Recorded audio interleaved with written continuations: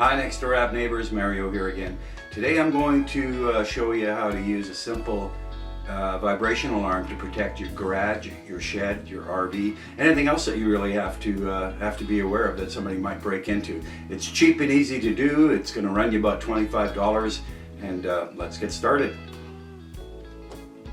So here we are. We've got our vibration alarm kit. It's arrived. What are you going to get for your $25? It's pretty basic. You get a box, and on that box it says it's a motorcycle bicycle anti-theft alarm.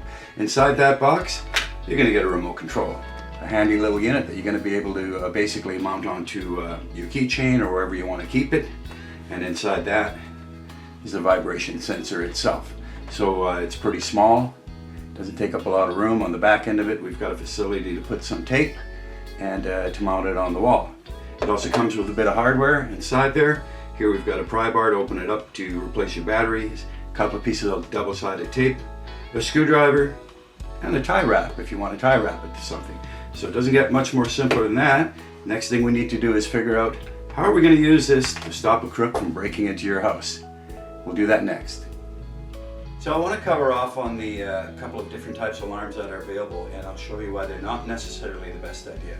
One of the first things that you'll see out there is a motion detector. So basically, the motion detector will mount somewhere. If it's wireless, it will have an antenna that comes out the top, and it's going to monitor the area that it's placed in. If something crosses the beam, it's going to set off an alarm to the receiving unit.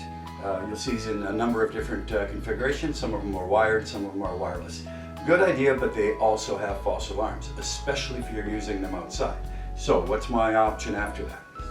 Your option after that is to use a door sensor. Basically, a door sensor is a two-piece device, and it's a magnet on one end and a sending unit on the other. So basically what happens is you're going to mount the sending unit on the frame, the magnet on the door. When the door is open, the magnet pulls away from the sending unit, sending an alarm to the receiving base. Once again, it's very effective, and typically you don't get false alarms simply because unless somebody opens that door, the alarm's not going to go off. Okay, where a motion detector and a door break alarm fail is typically when the intruder comes to your house, he's already broken the door to swing it open to trip off the door alarm, or he's inside and he's already broken the beam on the motion detector. So at this point, you already have damage to your door. Now normally when they try to get into your house, they're going to do one of a couple things. If you don't happen to have a deadbolt, and you should of course, they're probably going to take a set of pliers like this, apply it to the handle, and start applying pressure and actually break the door lock. It will snap and the door will open, regardless of whether it's a keyed lock or not. The other thing they do is they'll come in with a crowbar, and here's where the damage comes in. They're going to take this crowbar and they're going to jam it into the frame, and they're going to start prying it out. It doesn't matter if you have a deadlock or if you have just a key lock on the bottom. When they start pulling out your frame, that's it for the frame. The frame isn't that strong, and they will break it open, and then they will get inside. So what are we going to do? We have to stop them at this point before they start damaging your door, before they actually get inside. And this is where the vibration alarm is going to work.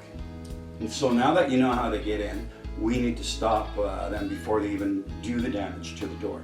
So this is where the vibration sensor alarm comes in. And in case it isn't clear, we want this on the inside of the door, not on the outside of the door. Now, there's a couple of different ways you can mount this. It does have facility in the back that you can put mounting tape, and you probably want to put it just above your lock or your door handles. If you have a deadbolt lock, you want to put it above that. If you have just a key lock on the bottom, you want to put it down here. It'll translate the vibration a lot easier.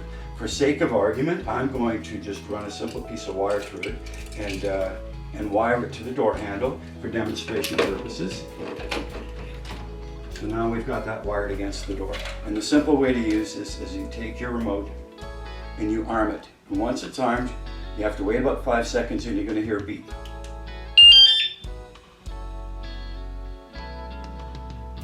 That's our beep telling us that the system is now armed. Now, if I come along and I have intent of breaking to this door, just doing this sets off a warning. This is an audible signal to that individual that there's an alarm. Or if it happens to be you, you need to remember to turn it off with your remote.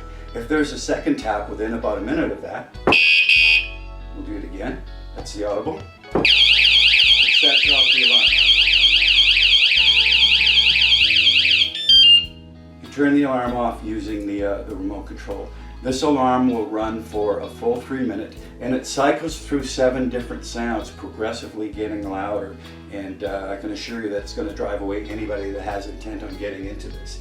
Now, the other area that this is going to really come in handy in, if you've got a shed, you can mount it to the inside of your sliding shed door. Any vibration on that door, it's going to set the alarm off. If you have an RV out in the yard and you're worried about somebody breaking into that, mount this on the inside of the door on the RV. If you have a trailer and you're worried about somebody towing it away from you, mount it under the front end of the trailer, near the trailer hitch, by the tow bar.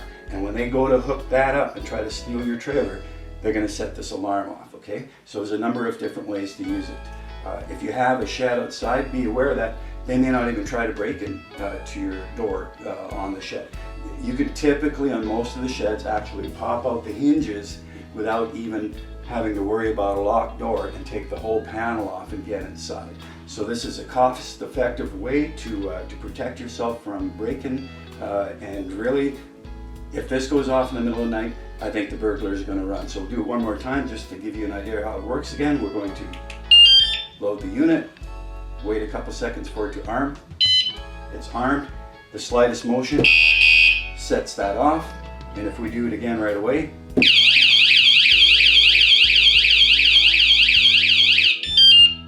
you can't beat it. And remember one thing, change those batteries to a lithium battery.